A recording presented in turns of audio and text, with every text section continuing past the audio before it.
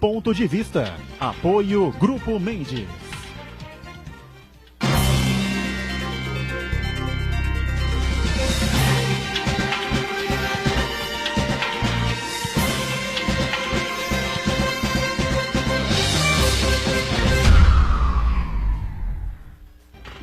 Olá, estamos abrindo aqui mais um Ponto de Vista, você sempre acompanhando a gente, conferindo aqui conosco neste horário da 1h30 da tarde, horário do almoço, tradição da discussão política, não é? E de todos os outros temas e assuntos que formam a pauta aqui da cidade, os assuntos da região metropolitana e os temas de interesse nacional nesta quinta-feira, para muitos quinta-feira santa, para outros ponto facultativo e para outros dia de muita apreensão, né? Porque prisões aí para todo lado, a Polícia Federal deflagrou mais uma Operação Escala, e que, lamentavelmente, mais uma vez, joga o nome da cidade aí em rede nacional, não é? Nas páginas policiais, né? O que a gente tem que lamentar realmente e jamais imaginar uma coisa dessa aqui para a cidade de Santos, né? Empresas portuárias, empresários da área portuária aqui do maior porto da América Latina, teoricamente, né, com indícios de corrupção, né, e presos na manhã desta quinta-feira, como eu disse, pré-sexta-feira santa, né, que para muitos começou quente, começou fervendo, e a gente destaca aqui o empresário Antônio Celso Greco, proprietário da Rodrimar, empresa que opera há muitos e muitos anos aqui na área portuária, aqui no Porto Santos, Milton Elias Ortolan, que é ex-chefe de gabinete do ex-presidente da Codesp, Wagner Rossi, preso também, o próprio Wagner Rossi, ex-ministro da Agricultura, dos governos Lula e Dilma, também preso, né? Ele que é MDB de carteirinha, de história, né, com o MDB, pai do Baleia Rossi, que é o deputado federal, ambos lá de Ribeirão Preto, o deputado federal me parece que ainda preside o MDB aqui em São Paulo, enfim, né? Tivemos, eu não sei o nome completo da proprietária, diretora, uma das sócias da Libra Terminais, Ana Carolina. Celina Borges Carpi. Celina Borges Carpi, Ana Carolina Borges Carpi, é isso? Celina Borges Carpi. Celina, não é Ana Carolina? Não, Celina. É Celina, então confundi o nome, Celina. Então, não sei se está faltando alguém, faltaram aqui os amigos íntimos, né, do presidente, grandes amigos pessoais do presidente da República, Michel Temer, José Yunes, ex-assessor direto do presidente, e o famoso coronel João Batista Lima Filho, o famoso coronel Lima, né? Também ex-assessor e amigo pessoal de Michel Temer. Ou seja, o bicho está pegando, um cerco realmente muito forte sobre o presidente da República e levantou aí nos últimos dias a possibilidade, com a certeza de ser candidato à reeleição para defender o seu legado. E olha que legado, hein? Vai defender sei lá o quê, né? Vai se defender de chumbo que ele está tomando da Procuradoria-Geral da República e da Polícia Federal há quase que um ano e meio, mais de um ano e meio, que ele está no cargo há 1 ano e 8 meses aproximadamente, né? E está tomando chumbo esse tempo todo. É lamentável, triste o que acontece. Eu já disse a um amigo meu hoje pela manhã, o segundo turno da eleição de 2010 é para colocar numa prateleira assim, ó. Falou, isso aqui nunca mais. Aécio de um lado, Dilma e Temer do outro.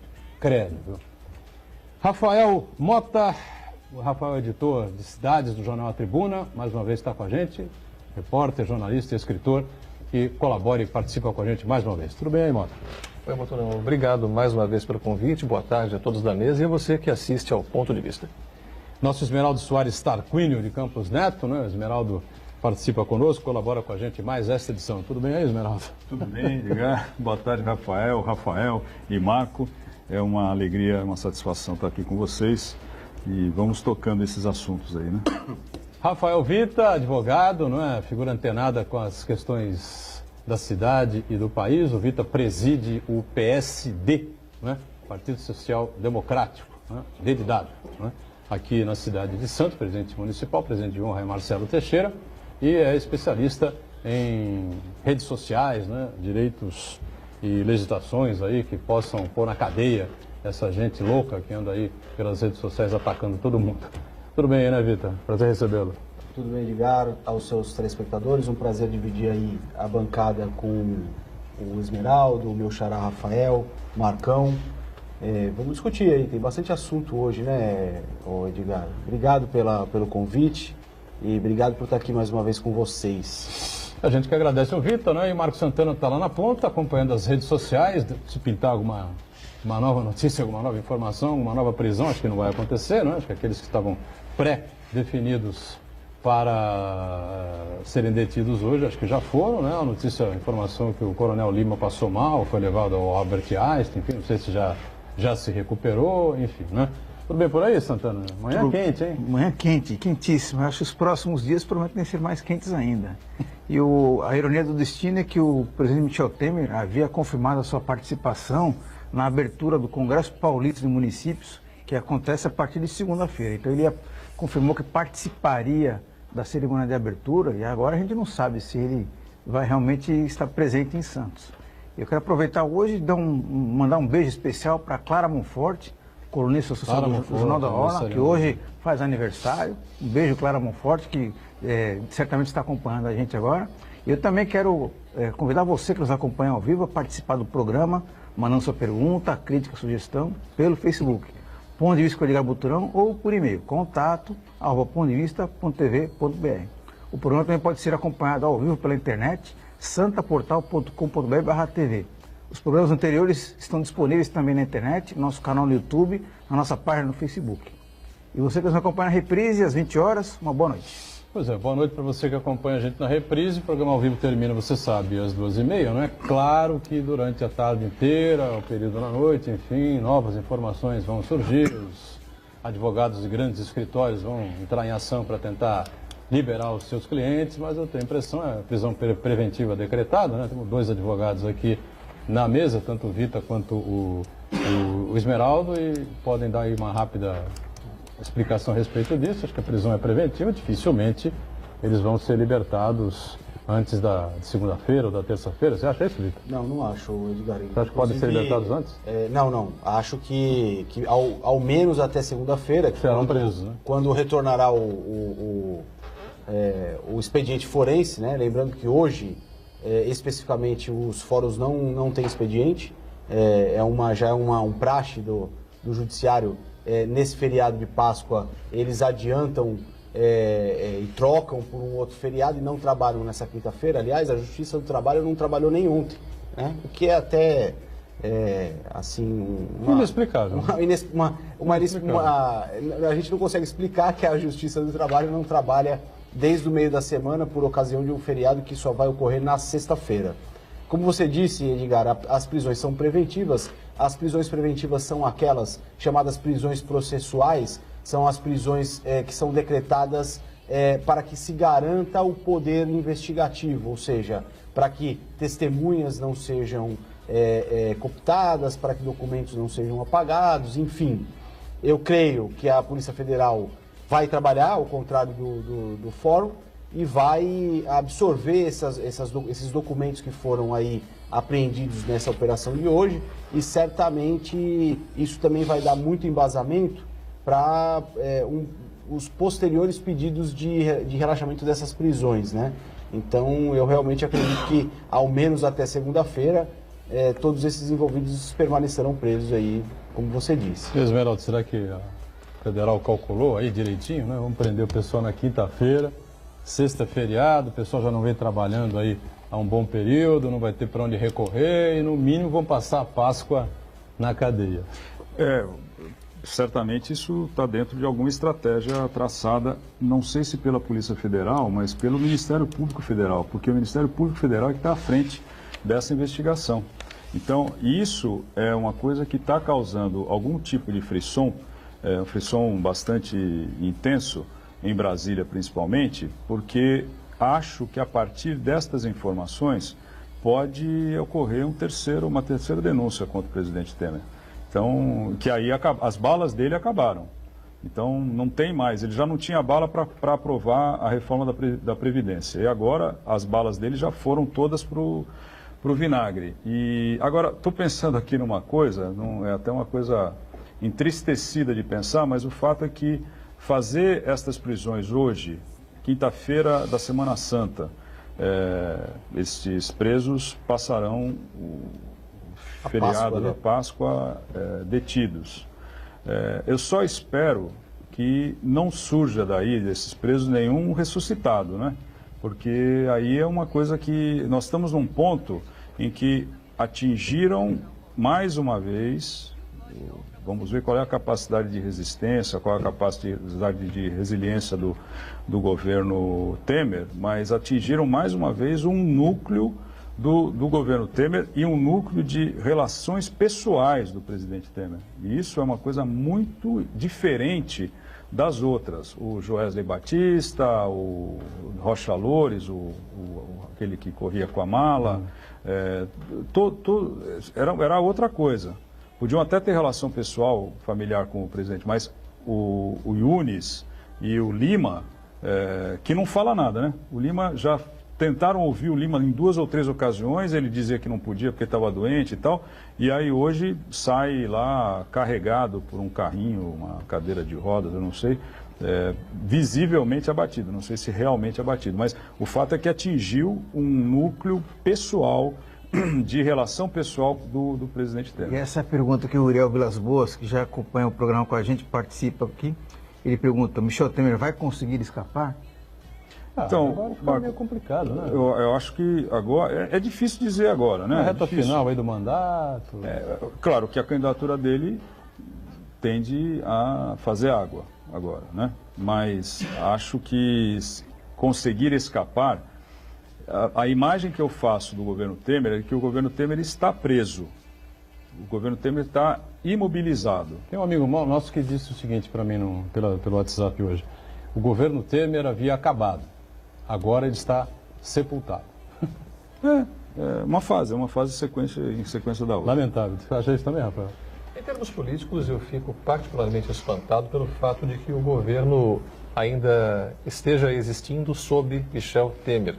Em outros países, muito provavelmente, ele, enquanto presidente, teria dito às pessoas, olha, é uma situação muito grave que atinge o meu círculo particular, eu deixo aqui com vocês as minhas despedidas, vou cuidar da minha vida e espero que alguém com mais capacidade, menos comprometimento, possa assumir o governo e tocá-lo adiante. O presidente da África do Sul, que por muito tempo ficou no governo, acusado de favorecimento a grandes empresas, renunciou ao mandato. O presidente do Peru, muito recentemente também implicado com a Odebrecht, renunciou ao mandato. Temos aqui, neste instante, uma terceira denúncia muito grave contra o presidente da República, o mandatário do país, a principal autoridade brasileira, que não move um músculo para dar uma explicação minimamente convincente às pessoas do porquê de ele estar envolvido com esse tipo de pessoas. Diz-me com quem andas, te direi quem és. É um ditado muito antigo, talvez seja injusto, falamos aqui na Páscoa, Esmeralda. Jesus Cristo andava com pecadores, com prostitutas, cobradores de impostos. Mas Temer tem contra si longas, sérias, graves suspeitas de favorecimento a outras pessoas e a si próprio, aqui no Porto de Santos. A boca pequena são informações que correm há décadas. E agora vemos ex-presidentes da Companhia Docas do Estado sendo detidos para, no mínimo, dar explicações. É uma situação muito séria e que mostra o baixo nível moral e político que o país tem vivido, sobretudo nestes últimos anos. A coisa é muito grave, porque o Rafael coloca com muita propriedade, né? Ex-presidente da Codesp, pessoas empresários da área portuária, enfim, da Rodrimar, eu acho que a Libra, não sei se o Geraldo pode responder melhor, a Libra é o maior terminal que nós temos aqui, a maior empresa que opera no Porto de Santos? Santos Brasil, Libra... Santos Brasil, acho que não, eu acho que é... Santos Brasil talvez seja maior que a Libra, né? Mas com certeza maior que a Rodrimar também, né? Não, com certeza é isso, a maior que a Rodrimar. Com certeza é a empresa operadora portuária mais antiga operando no Libra Porto. Terminais. Porque ela é muito antiga, era de propriedade de uma família santista e depois vendeu a participação e foi comprada por esse grupo que tem origem no Chile, me parece, mas é um grande grupo, e a Rodrimar também teve uma participação importante na atividade portuária nas últimas décadas. Então é um ferimento, não é um ferimento de morte, mas é um ferimento grave, um ferimento que pode causar uma infecção, um aumento da infecção, uma distribuição, uma contaminação para as atividades portuárias, porque elas certamente são... Esse é um momento de reflexão, de inflexão e de reflexão para quem atua na atividade portuária. Então, acho que essas práticas que nós temos conhecimento de que vem acontecendo há tempos, pode sofrer agora um momento de... Ô, Esmeraldo, tem uma informação adicional que ajuda a complicar ainda mais a situação do Grupo Rodrimar, que o ministro dos Portos, o Helder Barbalho, que também é do MDB, ele anunciou que não vai renovar o contrato de arrendamento daquela área ali para o Grupo Rodrimar. Ele vai licitar aquela área ali, porque ele entende... Anunciou que, quando? Agora? Anunciou, acho que ontem. Ontem? Que vai haver uma licitação da área hoje ocupada pelo Grupo Rodrimar. O Maurício Quintela, né? Ele anunciou... O deputado Beto Mansur, quando esteve aqui há cerca de 2 semanas, foi isso, Santana? Acho que não, 2 semanas, Sim. né? Há 15 dias esteve aqui com a gente. Não me lembro se foi ao vivo, acho que não foi ao vivo, foi no off aqui, mas também não pediu segredo para ninguém. Ele disse que isso tudo ia acabar com uma situação muito ruim para a Rodrimar, né? A Rodrimar ia acabar não honrando os itens, as exigências contratuais, né? Que existem, né? Esses contratos são feitos com as empresas do exterior, para você exportação, importação, essa coisa toda, né? Que exigem, na verdade, que as empresas tenham aí a ficha, vamos colocar como ficha limpa, essa situação toda, compliance, né? né? Compliance, exatamente, né? E que a Rodrimar ia ficar numa situação muito ruim, muito difícil e correu o risco até de, né, sei lá, ficar ruim das pernas financeiramente, né? É possível que isso realmente venha a acontecer. Agora, com relação à Libra, há uma dívida histórica, com a Codesp, impostos com a Codesp, com o governo federal, tarifas né? portuárias R$ 1 bilhão que não foram qualquer coisa assim, né? Esse número vai até, o cálculo vai até 2 bilhões e meio de 2 reais. bilhões? 2 bilhões e meio de reais, Esmeraldo, aos colegas Orçamento da de mesa, Santos. são a arrecadação prevista da Prefeitura de Santos e também a despesa, o orçamento municipal. Perceba a quantidade de dinheiro que isso significa e o quanto aparentemente ninguém fez nada forte o suficiente para cobrar da Libra, nesse caso, aquilo que ela está devendo. Isso dá margem a suspeitas. E pior do que isso, Rafael, foi o fato de, em 2015, ter sido editado um decreto, ainda no governo Dilma, que no Porto era chamado de Decreto Libra, porque ele criou um benefício para os operadores portuários, e no caso ali, naquele momento, era a Libra que poderia ser beneficiada, porque tanto Codesp quanto Libra abriram mão das ações judiciais que tinham uma contra a outra, criando determinando a abertura, a instalação de um processo de arbitragem. Grupo Libra aí? E Codesp. A própria Codesp. E Codesp.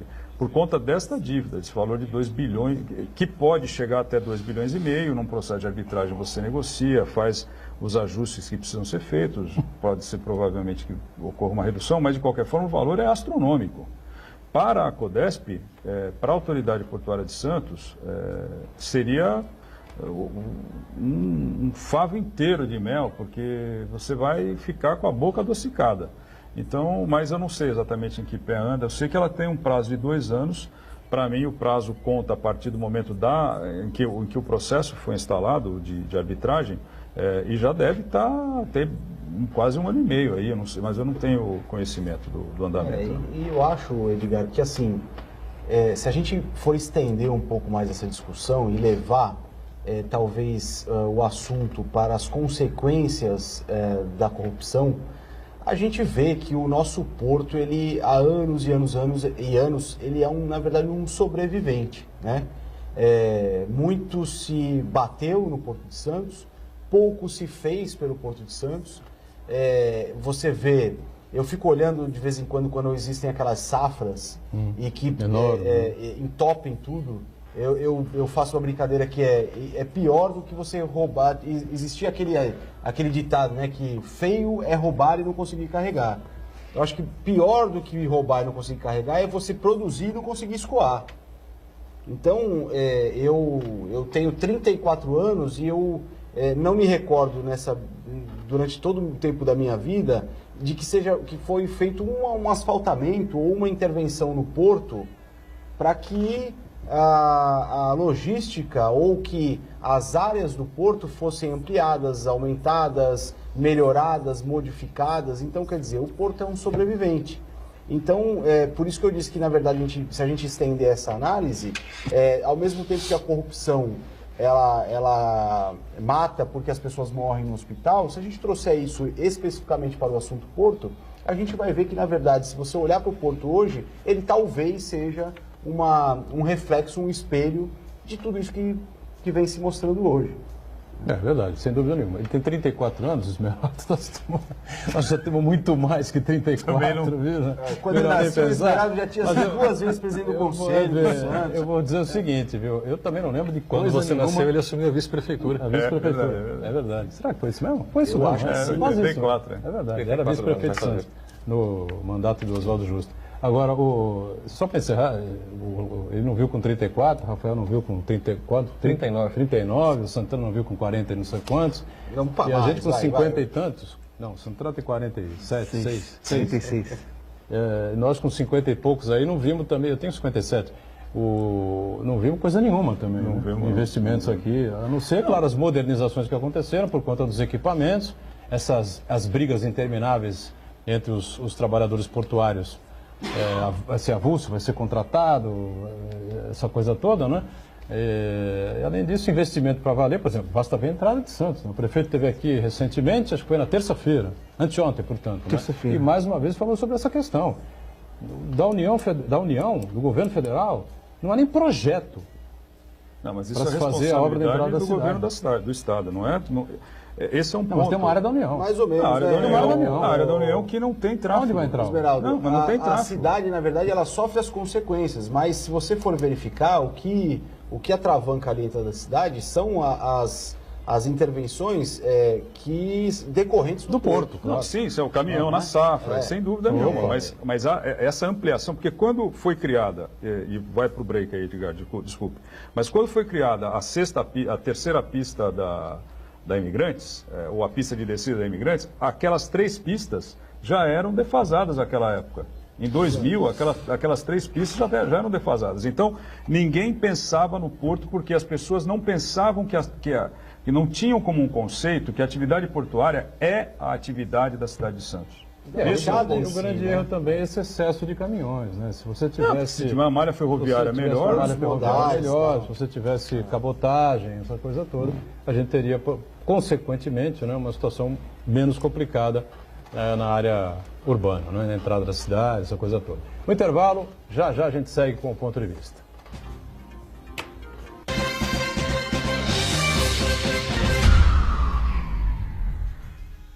Existe um lugar em Santos onde você encontra os empreendimentos mais fascinantes da região. Um lugar amplo, aconchegante, feito para oferecer o melhor atendimento para você. Um lugar que reúne as melhores opções residenciais e comerciais nos bairros mais nobres de Santos. Um lugar que a gente nem precisava dizer, porque você já sabe. Central de Vendas Grupo Mendes, Rua Guaiaó 55, Aparecida. Venha fechar um bom negócio para abrir as portas do seu novo lugar.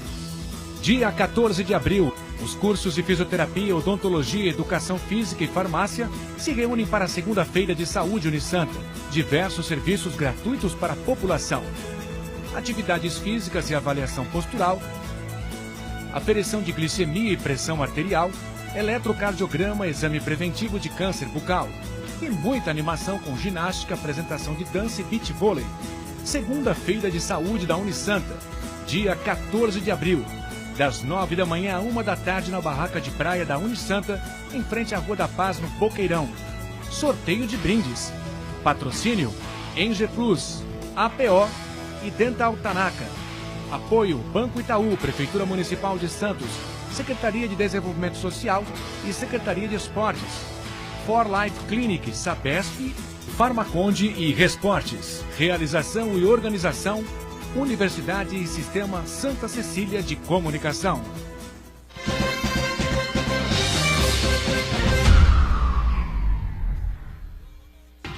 Muito bem, de volta aqui o nosso ponto de vista. Rafael Mota conosco, companheiro jornalista, editor de Cidades do Jornal Tribuna, o nosso Esmeraldo Tarquínio, advogado e coach agora, e o advogado Rafael Vita, também participando conosco. Santana lá na ponta, sempre atento às redes sociais, que é o tema que a gente coloca na discussão agora aqui, né? Se houver alguma novidade sobre novas prisões, se a gente esqueceu de citar alguém aqui, entendeu? José Yunes, falamos, né? O Wagner Rossi, também falamos, o Coronel Lima, né? Também citamos aqui, o empresário Antônio Celso Greco, da Rodrimar, o Milton Ortolan, né? Você lembra bem dele, né, Esmeraldo? Como assessor do Wagner Rossi. Wagner Rossi. Né? E a Celina da Libra Terminais, né? Também citamos todos aqui, estão todos eles presos, vamos aguardar o que é que vem por aí na sequência desses casos todos, né? E trouxemos aqui este grupo aqui, esse time seleto aqui que está na bancada do Ponto de Vista nesta quinta-feira, né? Véspera da Sexta-feira Santa, para falar um pouquinho sobre as redes sociais, sobre a questão dos fake news, enfim, né? Que é algo que não tem mais fim, né? Não tem controle, às vezes o Edson Carpentieri citou aqui na terça-feira, né, um depoimento de um jornalista importante aí da Globo News, enfim, no final veio o Rafael, que estava aqui também acompanhando o prefeito, né, o Oliva, e disse que era fake. O comentário do Merval Pereira era fake, não foi isso que ele falou? Era fake, não era verdade realizado. Então o Edson quase caiu de cabeça aqui, de desespero. Ou seja, onde vamos parar com essa coisa toda, meu caro Rafael Vitor? Edgar, mais uma vez eu te agradeço por trazer à vista do debate esse tema, né? Você sabe que eu estou aí militando nesse aspecto há muito tempo, né? Então a gente vem já acompanhando isso e a evolução disso, de maneira que não me faz surpresa o que está acontecendo hoje, mas eu queria dizer também que talvez, tá, isso é uma perspectiva pessoal minha, nós estejamos chegando no ápice dessa situação hoje, pelo menos em nosso país. Isso quer dizer que com a ascensão desse ápice, a tendência é que isso comece a diminuir. Hoje a gente já vê esse tema sendo debatido, explicado em nível nacional, através dos jornais de grande circulação, dos jornais do período da noite, enfim. Esse assunto está em voga e aí a gente começa, quando a gente começa a discutir, divulgar, que é o que eu sempre te disse das vezes que eu vim aqui, quando a gente vai falar de educação voltada às redes sociais, a gente precisa de divulgação, a gente precisa que as pessoas entendam como funciona o mecanismo para que elas possam se defender disso, tá? E as redes sociais, os assuntos que são trazidos das redes sociais, relacionados à internet, eles são muito, eles ocorrem de forma muito rápida, né? Hoje, por exemplo, nós temos aí em ascensão um fator que chama deepfake. Não sei se vocês já ouviram falar nisso aí.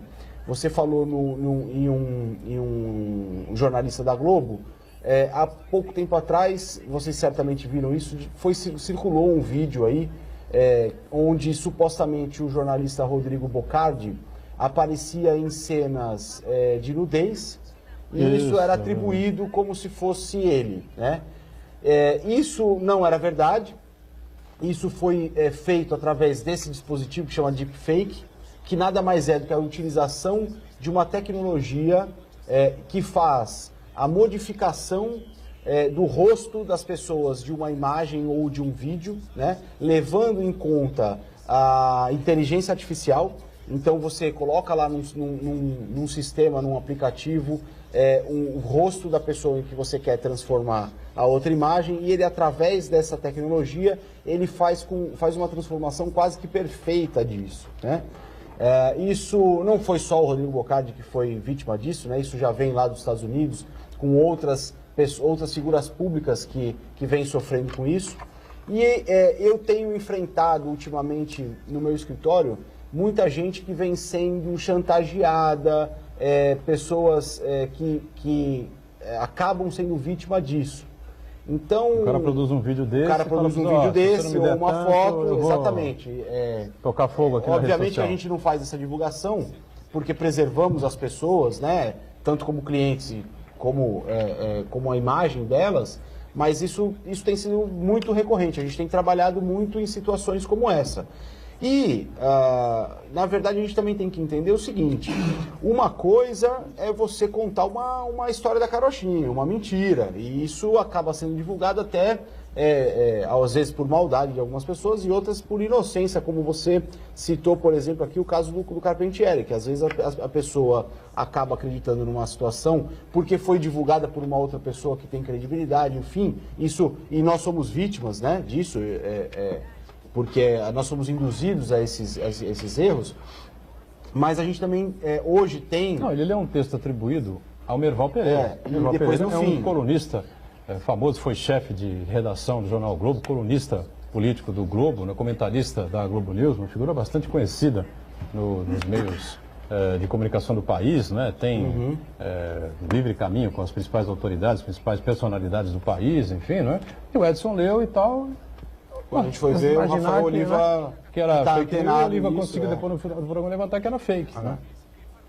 Então, assim, o Edson já tem um pouquinho de idade também, mais que a gente, né? não costuma ter muito trejeito com a tecnologia, né? Que nem um abraço aí pro Edson. Edson, a pessoa só pra gente encerrar, a gente também tem que trazer à tona uma situação que é muito mais grave do que você divulgar um fake news ou de você ser vítima de um fake news, é a utilização disso, né, para benefício político ou comercial. E outra coisa que está em evidência aí é a questão da eleição americana, tá?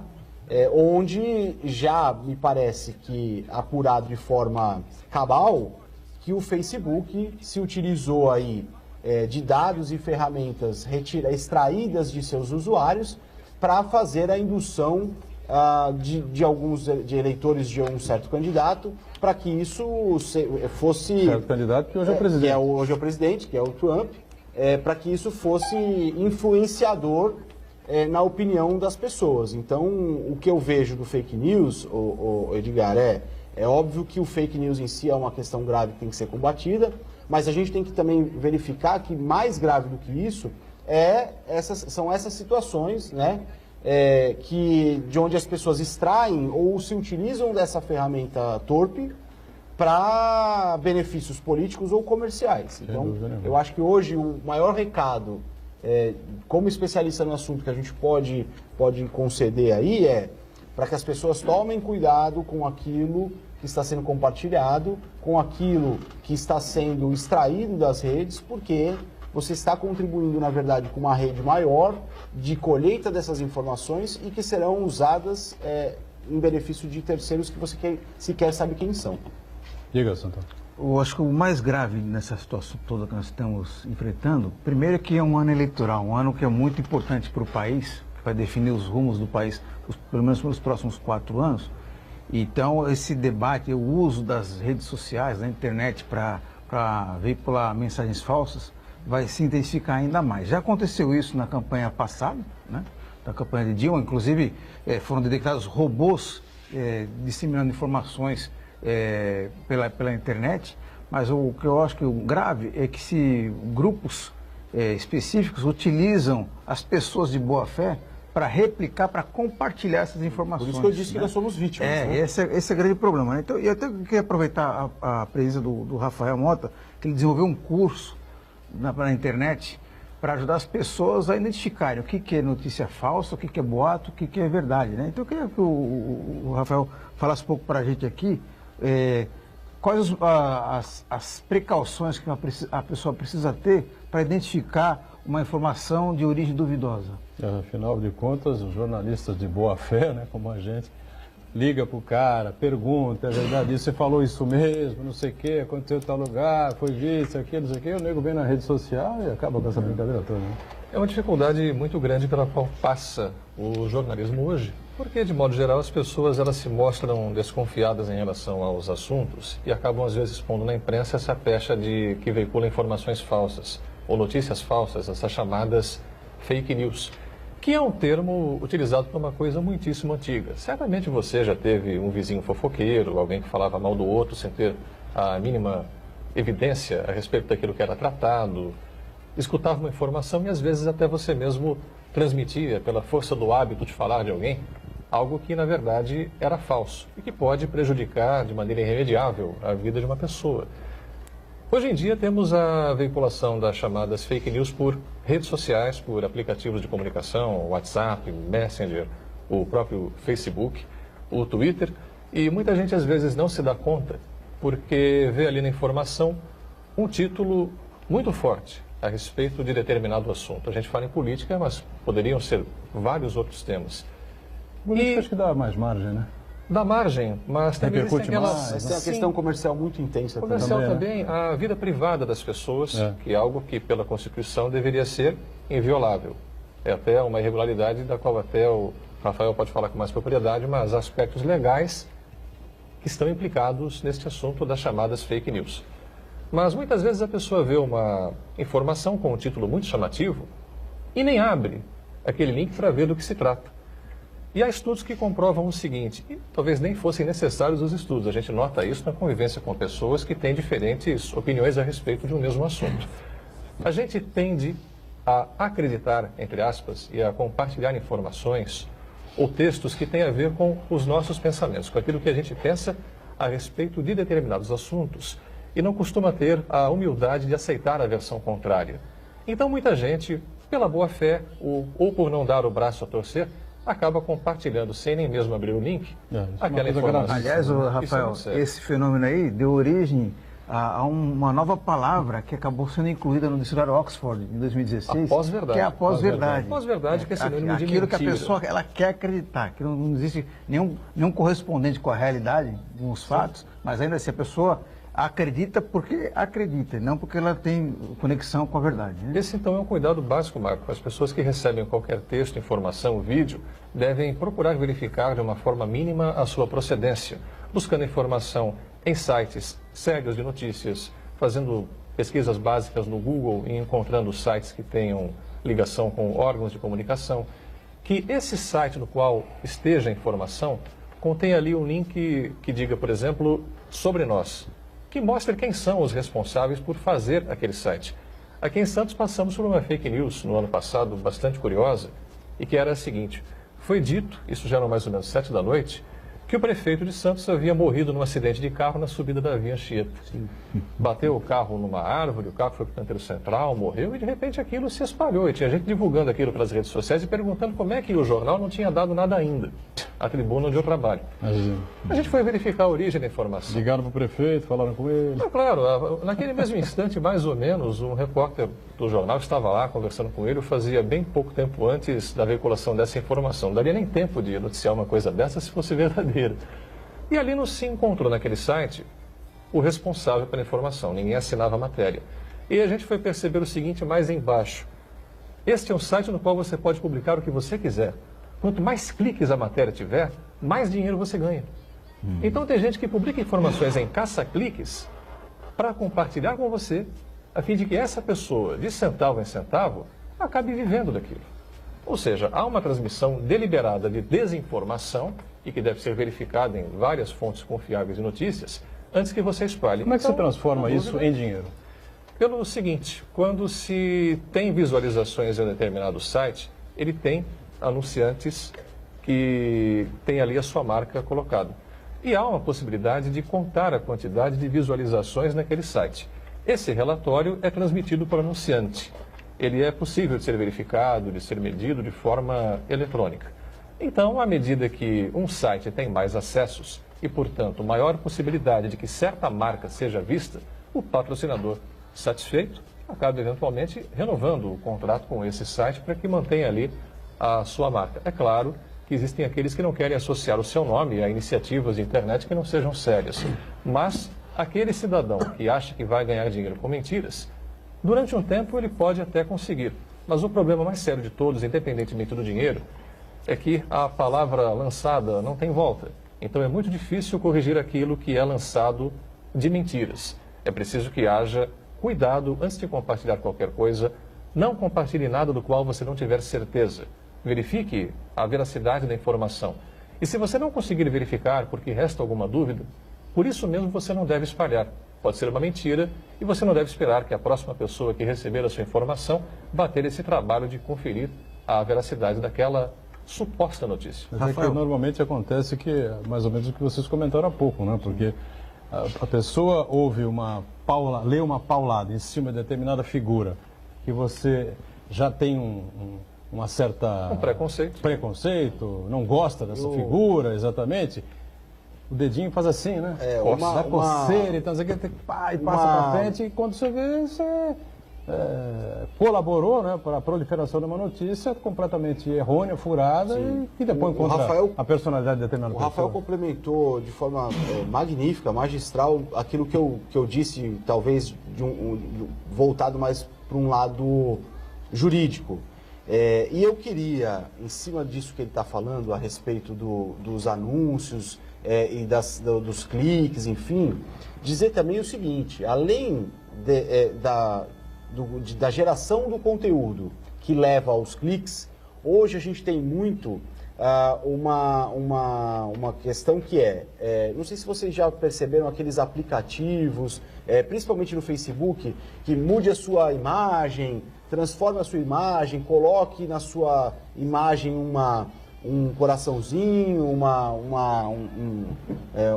você é homem, moldura, se você é homem você vai virar mulher. Então, isso na verdade tem por trás, toda vez que você clica nisso aí para gerar esse conteúdo, você autoriza aquela empresa a extrair todos os dados relacionados à sua página, ou seja, os seus amigos, os seus assuntos de interesse, quais são as páginas que você curte, e essa empresa ela vende para um terceiro todas essas informações que vai explorar isso de forma comercial ou política, como eu disse, tá? E tem uma outra questão que é grave também. Assuntos polêmicos muitas vezes são incitados pelas próprias redes para que essas empresas façam a coleta desses dados. Um exemplo, o caso Marielle. As empresas que fazem essa coleta de informações adoraram a polêmica do caso Marielle. Por quê? Porque milhares e milhares de pessoas, nas suas páginas pessoais, expressaram o seu entendimento sobre um assunto. E essas empresas, elas fazem essa colheita e conseguem extrair de quem é quem, qual é o seu lado e o que eu vou vender para você. Ou seja, além de escrever um monte de besteira sobre uma pessoa que tinha acabado de ser assassinada brutalmente, ainda tem um outro aspecto tenebroso, que as pessoas vão se aproveitar disso aí. Ainda colaboraram para as empresas que se aproveitam disso. Se aproveitassem. Doutorão, só para que você tenha uma ideia, o pessoal da mesa também, aconteceu comigo uma coisa muito curiosa sobre coleta de dados. Aí a gente vai para o break, se você quiser. Mas eu tinha voltado eu tinha voltado de viagem ano passado de Poços de Caldas e fiquei aborrecido pelo fato de que na ida e na volta eu passei por 18 praças de pedágio, de Santos para lá, de lá para cá, 9 em cada sentido, R$130 de pedágio. Escrevi um texto, publiquei ali até os comprovantes, colei todos no papel. Olha, passei por todas essas praças de pedágio. 1 hora depois, apareceu na minha linha do tempo: compre-o sem parar para não ter problema de passar pagando com dinheiro pelo pedágio. Sabem tudo a nosso respeito. Um break então, intervalo, voltamos daqui a pouquinho. Até já. É triste, hein? Olha.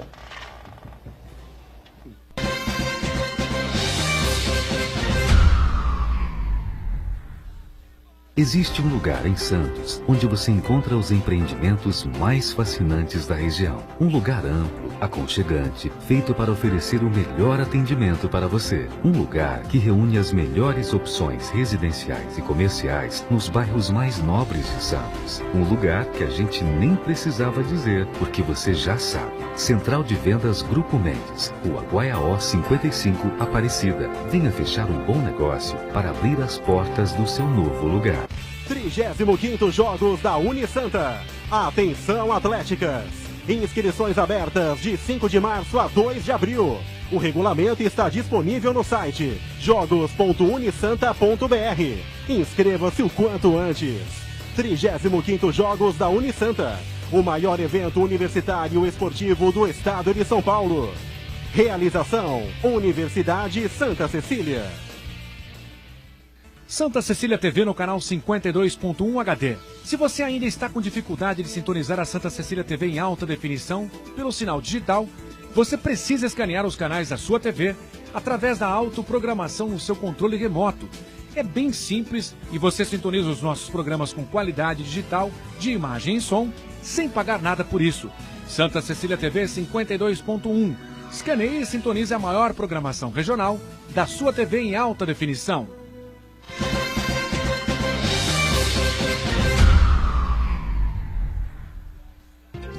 Muito Muito bem, sequência aqui do nosso ponto de vista, né? O tema gira em cima ainda do fake news, né? As mentiras, os absurdos, os ataques que viralizam aí nas redes sociais, mas a gente tem esse tema das prisões aí dos amigos do presidente Temer, né? A gente com o qual ele mantinha relacionamento, e aqui vem a capa do UOL agora: Temer ignora prisões e diz que críticos terão que fazer malabarismo contra ele. Olha, vou dizer uma coisa para você. Na situação que está o presidente Temer, acho que ninguém precisa fazer malabarismo contra ele mais. É ele, né? Malabarismo tem que fazer ele, não é? E o time dele, os ministros acusados de corrupção, os amigos, os íntimos acusados de corrupção, enfim. O Rafael Mota disse no primeiro bloco, a gente estava tratando desse tema aí, né? Das prisões, enfim, tudo que envolve aí, os ataques todos que envolvem, as denúncias todas que envolvem o presidente Temer e os seus amiguinhos ali pessoais, né, Esmeralda? E que em outro país, um país sério do mundo, o presidente já teria renunciado, entregue o cargo, teria sido deposto há muito tempo, né? Ou ele está fora da realidade, eu brinquei da questão dos velhinhos, ter mais dificuldade com fake news, com as redes sociais, essa coisa toda aí. Eu me incluo, não sei se você se inclui. Mas você acha que a senilidade, existe esse termo? Existe, né? Sim, a senilidade, né? Os idosos, né?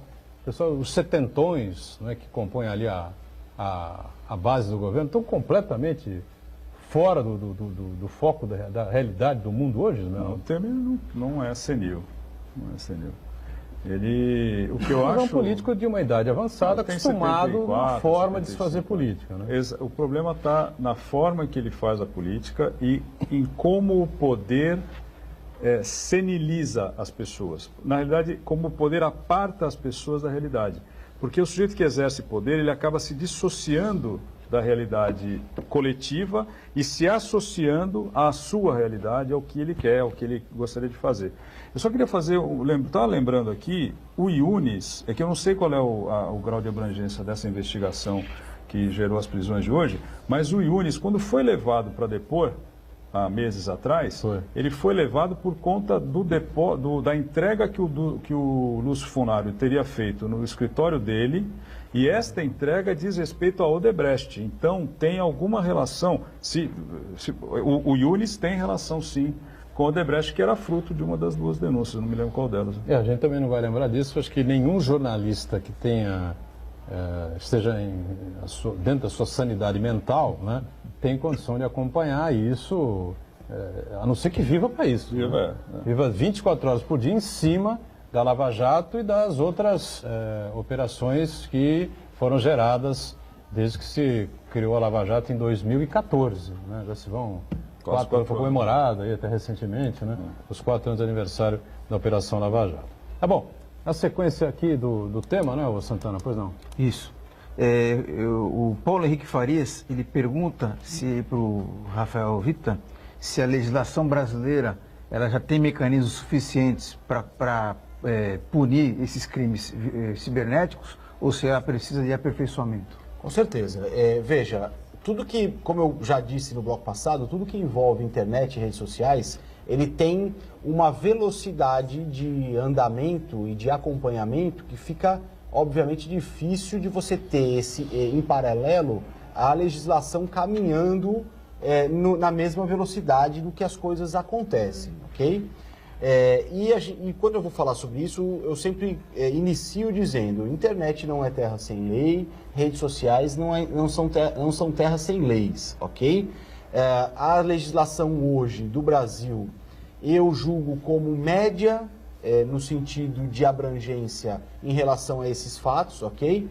A nossa legislação já anterior, ela já abarca alguns temas, por exemplo, o que é dano moral na internet também é fora dela, o que é crime praticado na internet também é fora dela. Então, um estelionato praticado utilizando-se ferramentas eletrônicas, ele é um estelionato igual que era o do bilhetinho premiado lá, que as pessoas vendiam para outras na rua, né? Então, nós avançamos na Lei Carolina Dickmann, que eu já citei aqui algumas vezes, que é aquela lei que criminalizou a invasão de dispositivos móveis, tá? Até então, se eu utilizasse algum meio para entrar no seu celular ou no seu computador e de lá extraísse informações, não existia uma lei que tipificasse isso como crime. A Lei Carolina Dickmann, que teve esse nome em decorrência da pressão feita pela atriz Carolina Dickmann, que teve lá o seu dispositivo móvel invadido e de lá foram extraídas algumas fotos nuas e que depois posteriormente foram utilizadas como chantagem com ela, né? Tivemos aí importantes avanços em relação a imagens pornográficas de conteúdo infantil. Tive a oportunidade de fazer um programa aqui com o Edgar durante uma operação da Polícia Federal que prendeu alguns pedófilos e que já baseado nessa lei. E essa lei, basicamente, o que ela fez? Ela criminalizou a posse de fotografias e vídeos relacionados a menores de idade, né? Então, antigamente, a pedofilia ou a prática de armazenar esse tipo de conteúdo não era crime, e aí veio uma legislação que criou esse tipo penal dentro do ECA, do Estatuto da Criança e do Adolescente. Então, eu diria, respondendo ao Paulo, que o Brasil tem, dentro das suas possibilidades e dentro daquilo que a gente tem no ordenamento jurídico, leis que abrangem esse tipo de coisa, que punem isso, talvez não com a intensidade que o tema mereça e com a rapidez que ele exige, mas que hoje a gente consegue sim buscar a punição dessas pessoas que praticam esse tipo de delito. Diga, Esmeralda. Rafael, você falou uma coisa que me chamou a atenção. Você falou dessa nova lei que pune quem possuir vídeos com teor de pornografia infantil, de pedofilia ou qualquer coisa do vale. Vamos supor que, poderia colocar hipoteticamente, qualquer pessoa que utilize o WhatsApp, por exemplo, e que você recebe fotos, recebe filmes. Eu, pessoalmente, muitos dos filmes que chegam para mim eu não abro. Muitos dos filmes eu não abro. Na realidade, a maioria dos filmes eu não abro. Uma pessoa que, como eu, não mantém no seu dispositivo um filme não aberto, poderia ser enquadrada nessa lei como possuidora de um vídeo de pedofilia? Você não passa para ninguém, né? Mas então, hoje o que a lei fala, Edgar, é que o simples armazenamento disso... Você tem que deletar simplesmente isso. O que eu recomendo nesse caso, Esmeraldo? Eu, assim como você, também mantenho no meu WhatsApp uma configuração de que os vídeos, fotografias e arquivos recebidos só serão abertos e, na verdade, transferidos para a armazenagem do meu telefone, caso eu dê um clique, né? E ainda assim, com relação a fotos e vídeos, eu também configuro o celular para que esse vídeo, apesar de eventualmente aberto dentro do aplicativo WhatsApp, tá? Mas isso serve para o Messenger ou para qualquer outro aplicativo de comunicação eletrônica, que ele não automaticamente seja armazenado no meu telefone, ok? Eu diria para você que não seria possível enquadrar nessa legislação quem simplesmente recebe esse vídeo, tá? Agora, a partir do momento que você recebeu, clicou, baixou o conteúdo e ele estiver armazenado no seu telefone, obviamente que resguardadas as especificidades de caso a caso, né? Porque uma coisa é você chegar lá, normalmente quando você pega uma situação dessa, ela já vem precedida de uma investigação, enfim, já existem indícios de que aquela pessoa faz aquilo, ou porque tem, né, ou porque é um pedófilo exatamente, ou porque está divulgando e fomentando esse tipo de situação. Mas é óbvio que se você chegar lá e tiver um vídeo e você conseguir demonstrar que esse vídeo foi recebido e que você baixou por acaso, isso não vai se enquadrar na legislação. Mas, por prudência, eu recomendo que seja feita essa configuração, como eu disse que eu tenho no meu telefone. Olha, nós continuamos acompanhando, também eu disse no começo do programa, né? Quando nós abrimos falando das prisões aí dos ex-assessores, amigos, empresários aí do presidente Michel Temer, entre eles José Yunes, Wagner Rossi, ex-ministro da Agricultura, inclusive, né, ex-presidente da CODESP, o famoso Coronel Lima, não é? Ex-assessor e amigo pessoal do Temer, essa coisa toda, o empresário Celso Greco, aqui da Rodrimar, Milton Elias Hortolã, que foi chefe de gabinete, assessor direto do Wagner Rossi, enfim, a diretora sócia, uma das proprietárias da Libra Terminais, né? E agora vem o ministro Barroso, Luiz Roberto Barroso, aqui no site da Veja, diz o seguinte: planilha com sigla MT, M de Michel e T de Temer, não sei se corresponde, né? Mas MT Mula da Tilva. permite supor que Temer recebeu recursos, né? E aí você entra no site da Veja, nós estamos aqui às 2h25 da tarde, evidentemente que você que está aí na reprise, essas e muitas outras informações, como eu disse no primeiro bloco, que viriam a público, né, no decorrer desta quinta-feira, em relação a essa situação complicada que envolve benefícios ou não, né, gerados aqui para as empresas portuárias, especificamente no caso, os mais diretamente envolvidos agora, a Rodrimar e a Libra Terminais, né? Não sei se outras também estarão envolvidas nessa situação, né? Mas ao longo da tarde nós teremos aí, ao longo do período da noite, enfim, a coisa vai longe, né? Hoje vai ser a quinta-feira começou fervendo e vai terminar provavelmente na sexta-feira santa, tá certo? Como eu falei, o Judiciário não vai trabalhar, mas a Polícia Federal vai trabalhar bastante na Páscoa. A imprensa também, né? A imprensa também, né? E assim, as emissoras cabeça de rede, né? Os sites nacionais, né? O Rafael. E ainda assim há integrantes do Judiciário que ficam de plantão mesmo nesses períodos para emitir decisões e às vezes nós, cidadãos comuns, acabamos não tendo acesso a elas se fosse num caso nosso, mas aqueles que têm mais condições conseguem habeas corpus muito rápidos, a possibilidade de soltura muito mais depressa daquilo que se poderia imaginar para quem não tem redes de contatos muito poderosas. E o que me deixou satisfeito quando o Boturão trouxe essa notícia, é claro que ele faria dessa forma, você ficou satisfeito, foi ter informado, satisfeito pelo fato de que você teve essa informação de um veículo de comunicação que tem condições de apurar a notícia. Não é uma fake news, né, Rafael? Não é fake news, não é fake news. Essa é a preocupação. Porque... Não é fake news, né? Não, porque... Site da Veja, do UOL, da Folha, o Estadão. O jornalista teve acesso ao despacho do ministro. Parece corporativismo, mas jornalistas responsáveis aos irresponsáveis, mas levando em conta aqueles que têm responsabilidade na informação, eles apuram o melhor que podem daquilo que está acontecendo antes de veicular qualquer coisa, para garantir que aquilo que está sendo informado se aproxime o máximo possível da verdade. Verdade absoluta não há, mas com veracidade, com seriedade, com informações devidamente contextualizadas para que sim, aí com segurança você possa compartilhar. Mas tenha certeza de que em qualquer instante vão circular informações que pegam títulos de notícias ou que reescrevem as informações que já saíram na mídia, tanto impressa quanto em TV, quanto pela internet, a fim de criar títulos fantasiosos que, se você não prestar atenção e não pensar duas vezes, vai acabar compartilhando. É importante, para terminar da minha parte, Edgar, que as pessoas tenham a capacidade de compreender que, às vezes, mesmo não admitindo isso, elas são parte do problema. Porque não tomam para si a responsabilidade de verificar com atenção aquilo que estão recebendo antes de passar para frente.